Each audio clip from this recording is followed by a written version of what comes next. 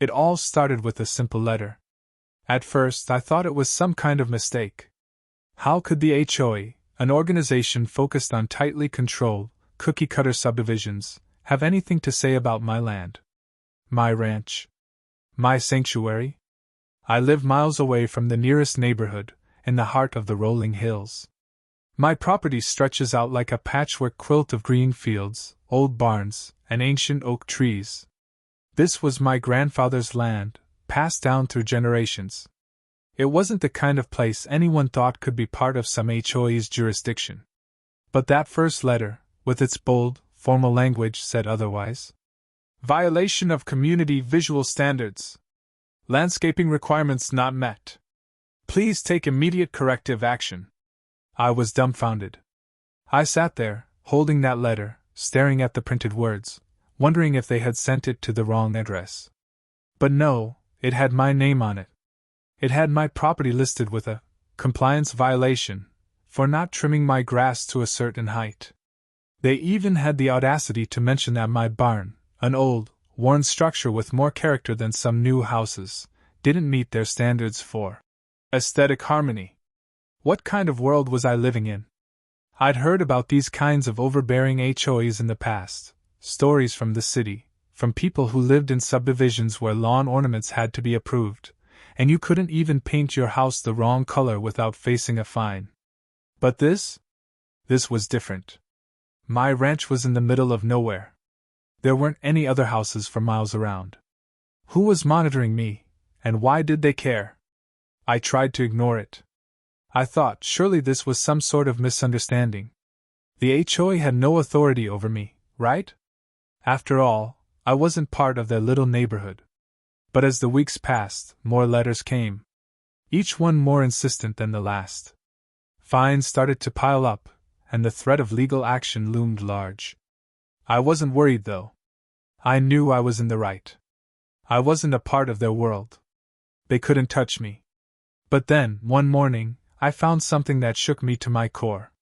Fresh tire tracks on my dirt driveway. And a broken fence latch. The kind of thing you wouldn't notice unless you'd been looking closely. It was subtle at first, like a shadow in the corner of your eye. But the more I looked at the damage, the more I realized that something wasn't right. Someone had been on my land, without permission. And it wasn't a friendly neighbor just passing by. I knew right then that this wasn't just a paperwork issue anymore. This was an invasion. I did what anyone would do in my situation. I contacted the county sheriff. Sheriff Daniels was an old friend. He'd spent many years patrolling these back roads, knew everyone by name, and always had a knack for solving problems that didn't fit the usual mold. I figured he'd understand the situation better than anyone. I called him up, told him about the letters, the tire tracks, and the broken fence. He didn't say much at first, but there was something in his voice that made me uneasy. Just keep your eyes open, and don't do anything rash, he said. I'll look into it. A few days passed without incident, and I started to breathe a little easier. Maybe I had overreacted. Maybe it was just some bored HOA patrol workers out for a drive. But my gut told me otherwise. The next morning, I was back on my land, checking the fence line. That's when I saw it. A surveillance camera, mounted on a tree, facing my property. At first, I thought I was imagining it. But as I stepped closer, I saw the telltale red light of a motion-activated camera. Someone had been watching me. I immediately called Sheriff Daniels again. This time, he was more serious. I'll get a patrol car out there, he said. You stay put and don't confront anyone. This is a bigger deal than I thought. I had no idea what he meant, but his voice had changed. There was a weight to it, a sense of urgency. Hours later, a patrol car arrived, but it wasn't just any patrol car. It was Sheriff Daniels himself, along with a couple of deputies. They took the surveillance footage, analyzed it, and confirmed what I already knew. The HOA patrol had been on my property. They weren't just driving by, they were actively surveilling it, as though they were looking for a reason to take action. They had no business being there, yet there they were. The sheriff explained that they had been crossing into private property, using cameras and tools to monitor and track activities they had no legal authority over. They had no right to be on my land, and they had no right to monitor it. But the sheriff also knew this wasn't just about a few cameras. This was the HOA trying to extend its reach. And that, as he put it, was something they couldn't tolerate. "You're not the only one they've been targeting," he said grimly. "I've heard about other landowners in the area getting similar treatment. They just won't stop until someone stands up to them." That's when I knew things were about to get real. And I had no idea just how far this would go. The weeks that followed were filled with tension. Sheriff Daniels and his team continued to monitor the situation, and the HOA, well, they didn't let up. In fact, they grew more aggressive. The letters, the fines, the constant threats of legal action, each one more absurd than the last. They even began citing ridiculous landscaping violations, like not having a perfectly manicured lawn, despite the fact that my ranch had never been about pristine grass. It was a place where wildflowers grew tall, where the land was allowed to breathe and live in its own natural state. But the HOA wasn't having it. They demanded that I bring the property into compliance with HOA visual standards. It was a joke, really. They had no jurisdiction here. I wasn't part of their subdivision. My land wasn't even connected to theirs. But that didn't stop them from harassing me. One afternoon, I received a notice that the HOA was planning to send a team out to inspect my property. They claimed that further violations would result in escalated fines and additional enforcement actions. It was clear to me now, this wasn't about landscaping or visual aesthetics. This was personal. They were trying to push me off my own land. And they were going to use whatever means necessary to do it. I called Sheriff Daniels again, and this time, there was no doubt in his voice. "They're going too far now," he said. "I've been in this business a long time, and I've never seen anything like this. You've got a right to stand your ground." He assured me that the department would be keeping an eye on things, but there was still a lingering question: what would happen if the HOA patrol decided to act anyway? Sure enough, just a few days later, I heard the unmistakable sound of a vehicle coming down my dirt road. I looked out the window, and my heart sank. There it was, an HOA patrol truck. 2 men in uniforms, one of them holding a clipboard, the other looking around like they owned the place. They didn't even bother to stop at the gate. They simply got out of the truck and started walking toward the barn, like they were entitled to be there. I was furious. I didn't want to confront them directly, but I couldn't just let this slide.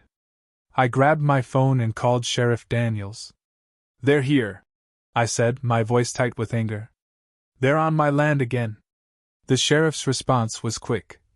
"I'm on my way. Stay inside. Don't approach them. I'll handle it."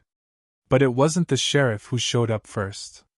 It was my old friend, Deputy Jackson, who had worked with Sheriff Daniels for years. He arrived just as the HOA patrol reached the barn. I watched from the window as Jackson got out of his patrol car and walked toward the 2 men.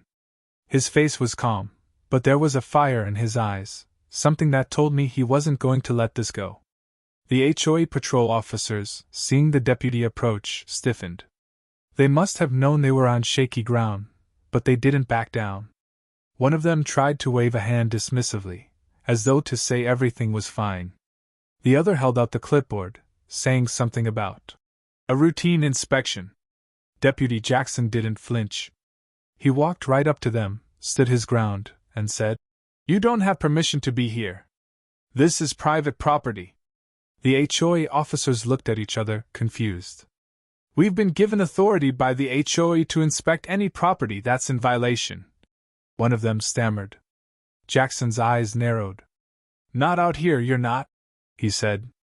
"You're trespassing, and I suggest you turn around and leave before things get ugly." I watched in awe as the 2 men seemed to shrink before Jackson. They were caught off guard, unsure of what to do next.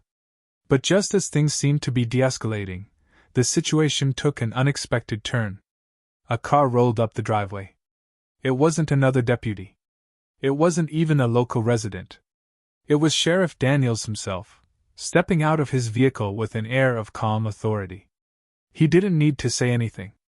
The look on his face said it all. The HOA patrol officers immediately recognized him, and I could see the tension in their shoulders. They knew they were in deep trouble now. Sheriff Daniels approached the scene slowly, his hand resting on his belt as if he was waiting for the right moment to speak. "Gentlemen," he said, his voice steady but firm. "You're about to leave. Now. I'm giving you one chance to turn around and walk away before I make things official." The officers exchanged glances, but they didn't argue. They didn't have a leg to stand on. Slowly, they turned and began walking back to their vehicle, the clipboard holder muttering under his breath. I watched the entire exchange from the window, a mixture of relief and frustration flooding through me. The sheriff had done what I couldn't do on my own. He had drawn a line in the sand, and now, the HOA patrol was backing down. But I knew this wasn't the end. It wasn't just about a few guys with clipboards showing up on my property. This was part of something bigger, something more sinister. The moment the HOA patrol retreated from my property, I thought the worst was over. But in the back of my mind, I knew this wouldn't be the last of them. This had become more than just an issue of trespassing or minor fines. The HOA was relentless, and they weren't going to back off easily. It was clear now, they were willing to do whatever it took to extend their reach, even if it meant breaking the law. I had barely finished digesting what had just happened when I got a call from Sheriff Daniels. His voice was serious, and there was an urgency in it that made my heart skip a beat. "You need to be careful," he warned. "I've got some bad news. The HOA is pressing charges. They're trying to take this to court." My blood ran cold. I had expected retaliation, but I hadn't imagined it would come in the form of a full-blown legal battle. The HOA was accusing me of obstructing a lawful inspection and interfering with their duty. They were painting me as the villain in their little drama, the troublemaker who wouldn't comply with their rules. What was worse, they were bringing in high-priced lawyers who specialized in this kind of thing. "They're trying to intimidate you, trying to make an example out of you," Sheriff Daniels continued. "But don't worry. I've got your back. I'm going to make sure this doesn't get out of hand." I appreciated his support, but I couldn't help feeling like this was going to be a long, hard fight. As the weeks passed, things escalated further. The HOA's legal team sent me threatening letters demanding that I pay fines and submit to their inspections or face even more severe consequences. The threats grew bolder. They told me they would seize my property if I didn't comply, that they would take me to court and make sure I lost everything. I wasn't about to give in. But I knew I needed to be strategic. I reached out to a local attorney who specialized in property rights and rural land disputes. Together, we started building a defense. The more we dug into the HOA's history, the more we realized just how much they had overstepped. This wasn't just about my land. It was about the HOA's long-standing pattern of bullying and harassment, using their power to control people who were simply trying to live their lives. As the legal battle loomed on the horizon, the media caught wind of the story. A local news outlet ran a segment about the dispute, framing it as an epic showdown between a private ranch owner and a powerful HOA. People in the community started taking sides. Some supported the HOA, claiming that they were just trying to maintain property values and keep the neighborhood in line. Others, like my friends and neighbors, saw this for what it really was, a blatant overreach of power. One afternoon, while I was sitting in my living room with my attorney, we got an unexpected knock on the door. It was a local reporter, eager to get an interview. He had heard about the case and wanted to get my side of the story. At first, I hesitated. I didn't want to turn this into a spectacle, but then I realized something. This wasn't just my fight anymore. This was a fight for anyone who had ever felt powerless in the face of an overbearing HOA. So, I agreed to the interview. The reporter set up his camera and started asking questions, digging into the details of the HOA's actions. I talked about the harassment, the threats, the legal battle. I explained how the HOA had no authority over my land, how they had no right to inspect it, and how they had crossed the line by sending patrol officers onto my property without permission. It felt good to finally speak my truth. The interview aired that evening, and the reaction was immediate. The story spread like wildfire. People from all over the county, and even beyond, started reaching out with their own stories of similar HOA harassment. The support was overwhelming. Messages poured in from people who had dealt with their own HOA nightmares, people who had been threatened with fines, forced to remove personal property, and made to feel like prisoners in their own homes. It was clear now, this wasn't just one isolated incident. The HOA had been overstepping its boundaries for years, and I had become the symbol of resistance. A few days later, things took an even more dramatic turn. Sheriff Daniels called me again. This time, his voice was grim. "The HOA's board is getting desperate," he said. "They're pulling out all the stops. They've managed to get their hands on some dirt, stuff that could make your case even more difficult." I was confused. "What kind of dirt?" Daniels hesitated before speaking again. "They're saying you're a threat. They're claiming that your land is a dangerous liability, that you've allowed unsafe structures and equipment to accumulate, and that your property poses a risk to the community. They're trying to paint you as some kind of reckless property owner who's endangering everyone around you." It was laughable. My ranch had been in the family for generations, and nothing had ever gone wrong. But I understood what they were trying to do. They were trying to ruin my reputation, trying to discredit me before the court. The HOA was pulling out all the stops, playing dirty in an effort to win their case. They were trying to convince people that I was the villain in this story. But they underestimated me. I wasn't about to let them get away with this. I called in more support, reaching out to more legal experts who specialized in HOA overreach. I also gathered testimonies from neighbors and local business owners who could vouch for the safety and upkeep of my ranch. With every piece of evidence, I felt more confident that we could win. And then came the day I had been dreading, the day the case went to court. The courtroom was packed. The HOA had brought in their high-priced lawyers, but I wasn't intimidated. Sheriff Daniels was there, sitting behind me, offering his support. He'd been with me every step of the way, and now he was ready to testify about the unlawful actions the HOA had taken. The trial was a tense affair. The HOA's lawyers made their case, painting me as an out-of-control landowner who had no regard for the rules.